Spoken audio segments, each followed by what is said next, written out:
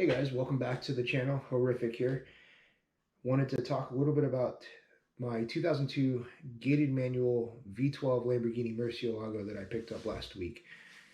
As many of you know, I've been looking for either a V10 or a V12 with a gated manual transmission for quite a while now, maybe about 2 years, shopping fairly aggressively for about the last year and a half. And I've slowly watched these prices appreciate, and then in the last 9 months to a year, the prices of these things have gone crazy. So I was close to pulling some deals off, middle of last year. I think I had some unrealistic expectations of what, the value of these should be. And since then, those values have been blown out of the water. I just saw a 2011 gated manual V10 R8 with 9,000 miles sell for 177K on Bring a Trailer like last week. The prices of these things are continuing to appreciate, and I think that's probably the reason I can justify spending this level of money. I think Ed Bolian said that his goal is to always look like he won the lottery 10 years ago or 15 years ago, and I think that's a pretty good way to go about purchasing some of these things.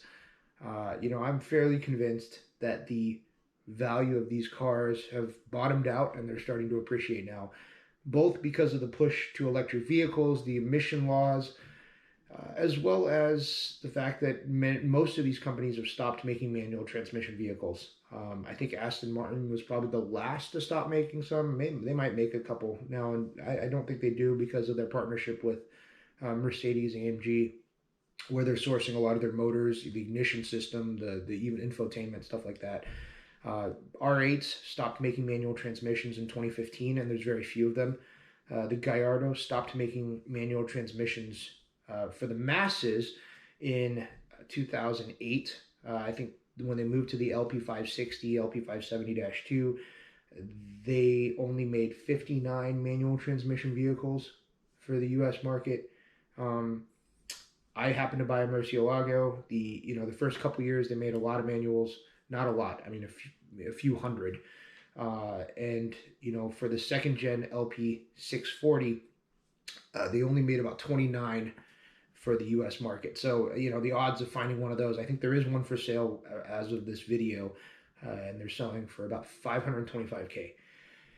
So knowing that I just can't spend over $500,000 to find one of the 29, I decided that I was going to pull the trigger on either a V10 or a V12. And while I was searching pretty aggressively for a gated manual first-gen Gallardo, the opportunity to pick up this 2002 Mercy came up. It's a beautiful car. For 19 years old, it's in pretty good shape. I think cosmetically it's got a couple little rock scratches and chips and stuff like that, but what you would expect for a 19-year-old car. So in this video, I think I'm just going to go over the PPI that Lamborghini of Denver conducted on the car.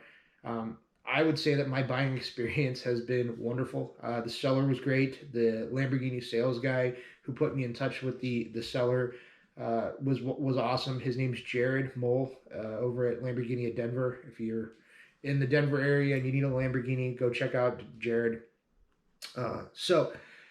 Before I purchased the car had a PPI done on it from Lamborghini of Denver.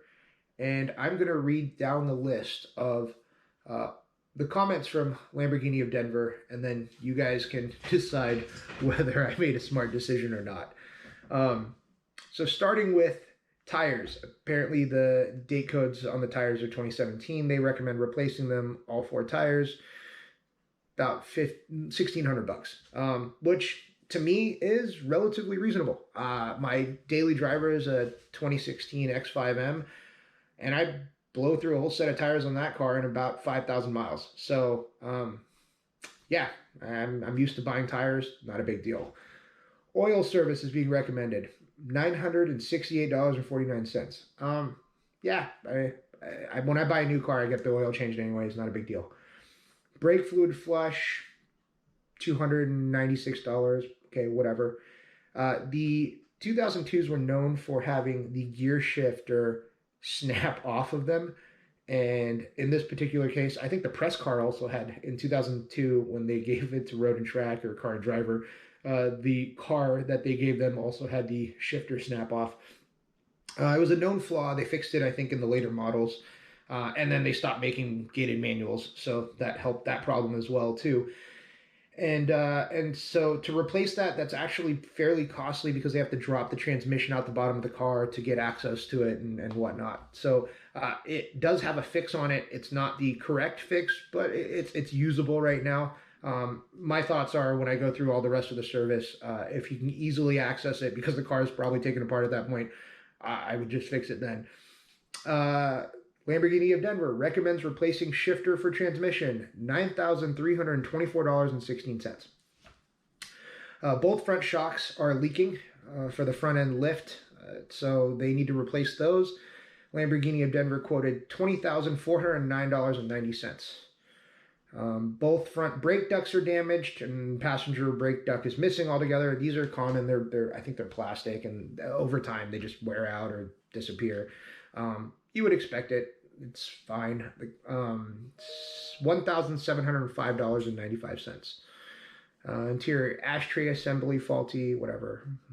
I guess I shouldn't say whatever. $542.66.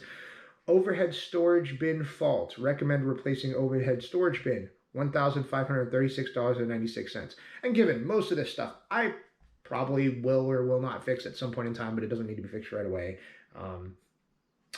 Vehicle is currently equipped with catless downpipes. Yeah, so this has an aftermarket exhaust. We're going to have to throw some cats on it. But from the dealership, this is the bulk of it.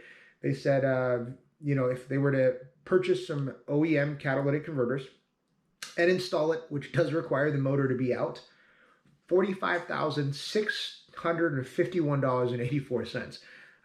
That's a little crazy. I don't think it's, I think you can get that done significantly cheaper. So yeah, there's quite a bit of stuff. The other thing is, it's got 19-year-old hoses, and they're brittle and cracking, and one of the radiator hoses is blown. So it needs all the new hoses, coolant, thermostat, that kind of stuff. Lamborghini of Denver quoted $5,277.01. And while we're at it, I will read you the total. $87,347.98. That's the subtotal recommended. I have a shop that I'm going to have review it and figure out exactly what needs to be done immediately, and then what stuff we can figure out how to fix later. Super happy with the purchase. The car sounds amazing. Looks great.